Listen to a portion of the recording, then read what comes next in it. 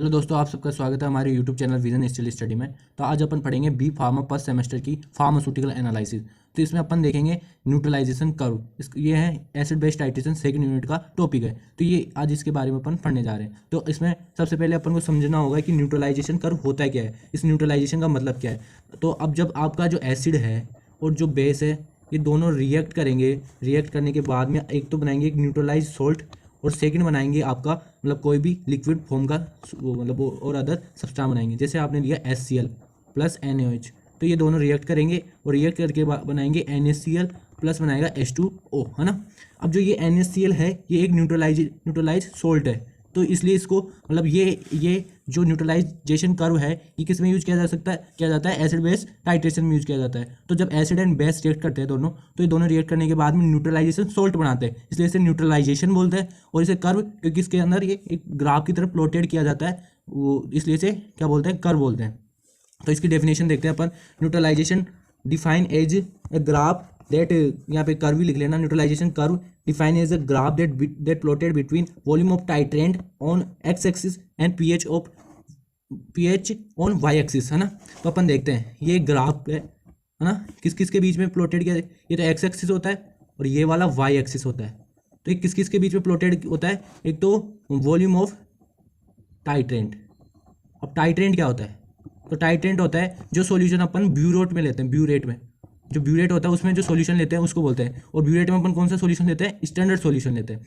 और Y axis पे क्या लेते हैं, पीएच लेते हैं। और पीएच किसका लेते हैं, सैंपल का, जो सैंपल अपन उसमें यूज कर रहे हैं उस सैंपल का अपन यहाँ पे पीएच लेंगे। तो ये एक ग्राफ है जो इन दोनों के बीच में प्लॉटेड होता है। अब देखते हैं क्लासिफिकेशन ऑफ न्यूट्रलाइजेशन कर्व। तो neutralization curve can be plotted between following variable. First है strong acid and strong base, second है strong acid and weak base, third है weak acid and strong base, fourth है weak acid and weak base. तो इन सब के बीच में plotted हो सकता है। अब इनको अपन फर्दर क्लासिफाइड करते हैं। When strong acid use as titrant, यानी कि जो स्ट्रॉन्ग एसिड है वो किसके रूप में यूज किया जाएगा, टाइट्रेंट के रूप में। और जो स्ट्रॉन्ग बेस है वो किसके रूप में यूज किया जाएगा, सैंपल के रूप में। और फिर सेकंड है ना, when strong base use as titrant, यानी कि जो स्ट्रॉन्ग बेस है वो तो ऊपर ब्यूरेट में लिया जाएगा और जो स्ट्रॉन्ग एसिड है ये नीचे कोनिकल फ्लास्क में लिया जाएगा। उसी प्रकार सेकंड है strong acid and weak base. तो when strong acid use as titrant, यानी कि जब स्ट्रॉन्ग एसिड है ना ब्यूरेट में हो और जो वीक बेस है वो किस में हो, मतलब कोनिकल फ्लास्क में हो और मतलब सैंपल के रूप में यूज हो। और दूसरा है when weak base use as titrant, तो टाइट्रेंट यानी कि ऊपर ब्यूरेट में हो और नीचे क्या होगा, स्ट्रॉन्ग एसिड होगा। ऐसे इन सबका होगा। वीक एसिड जब टाइट्रेंट हो, जब स्ट्रॉन्ग बेस टाइट्रेंट हो, वीक एसिड टाइट्रेंट हो, वीक बेस टाइट्रेंट हो। सही है। जैसे ये आपकी ब्यूरेट हो गई, ये आपका कोनिकल फ्लास्क हो गया। फर्स्ट वाला देखते हैं अपन। तो इसमें जो स्ट्रॉन्ग एसिड है वो तो ऊपर ले लिया और जो स्ट्रॉन्ग बेस है वो नीचे ले लिया। एक कंडीशन तो ये हो गई। और सेकंड कंडीशन में क्या होगा, स्ट्रॉन्ग बेस ऊपर ले लिया और स्ट्रॉन्ग एसिड नीचे ले लिया। ऐसे चलता है।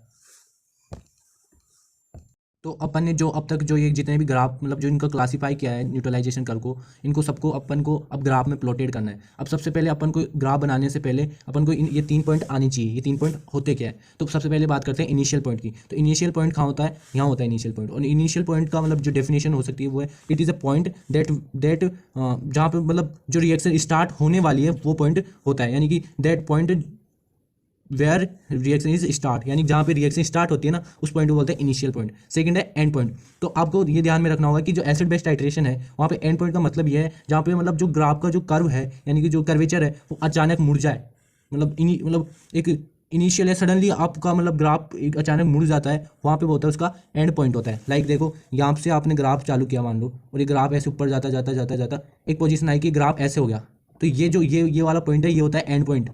और अब इसके बाद में तीसरा पॉइंट है इक्विवेलेंस पॉइंट। अब मान लो ये आपका एंड पॉइंट आ गया। अब इसके बाद में जो ये ऐसे सीधा जाएगा ग्राफ, बिल्कुल जहाँ पे ग्राफ सीधा जाएगा उसको बोलते हैं इक्विवेलेंस पॉइंट। तो आपको समझ में आया ये तीनों।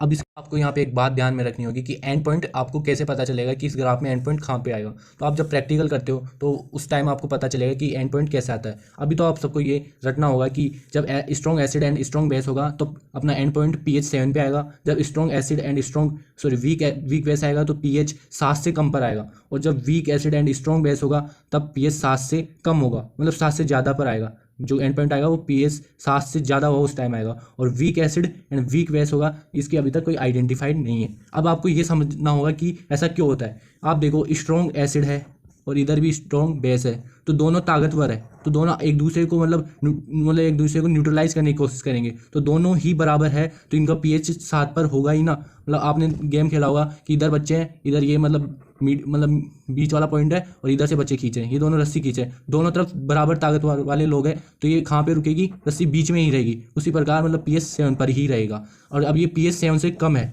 तो देखो इधर एक तो स्ट्रॉन्ग एसिड है और इधर वीक बेस है, तो इधर मतलब स्ट्रॉन्ग एसिड है ना, तो वो pH 7 से नीचे आ जाएगा। तो इधर से बच्चे खींच रहे हैं, इधर से, अब ये मतलब स्ट्रॉन्ग ये है, तो ये जो आपकी रस्सी आएगी वो इधर आ जाएगी ना, स्ट्रॉन्ग की तरफ आ जाएगी। तो आपने जो ये pH का जो होता है, तो ये अभी रस्सी इधर खींची जा रही है, रस्सी इधर खींची जा रही है, इधर एसिड है तो रस्सी इधर खींची जा रही है, तो 7 से नीचे आ जाएगा ना, आपका जो एंड पॉइंट आएगा वो नीचे आ जाएगा। अब दूसरा है आपका week acid and strong base. अब स्ट्रॉन्ग बेस है, तो बेस स्ट्रॉन्ग है, तो बेस आपका उसको मतलब उसको एसिड को फटाफट न्यूट्रलाइज कर देगा।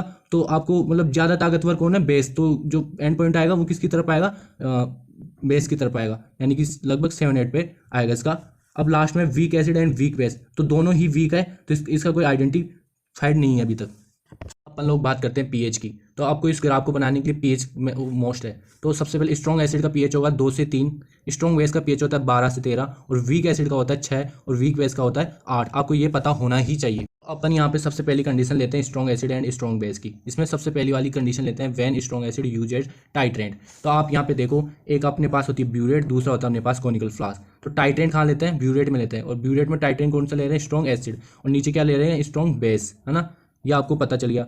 अब जो आपको मतलब ग्राफ बनाएंगे वो बनाएंगे pH ऑफ सैंपल और वॉल्यूम ऑफ टाइट्रेंट। तो ये ग्राफ है, तो वॉल्यूम ऑफ टाइट्रेंट हो जाएगा इधर, और इधर क्या हो जाएगा, pH हो जाएगा। अब मान लो इसके अंदर स्ट्रॉन्ग बेस है, तो आप इसके अंदर pH डालोगे, तो आपको स्ट्रॉन्ग बेस का pH कितना है, 12 से 13 होता है इसका pH। तो इसका ग्राफ कहाँ से शुरू होगा, अब मैं यहाँ पे पॉइंटिंग कर देता हूँ, 2 4 6, यहाँ पे 7, यहाँ पे मतलब 8, यहाँ पे 10 12 और ये 14, ऐसे।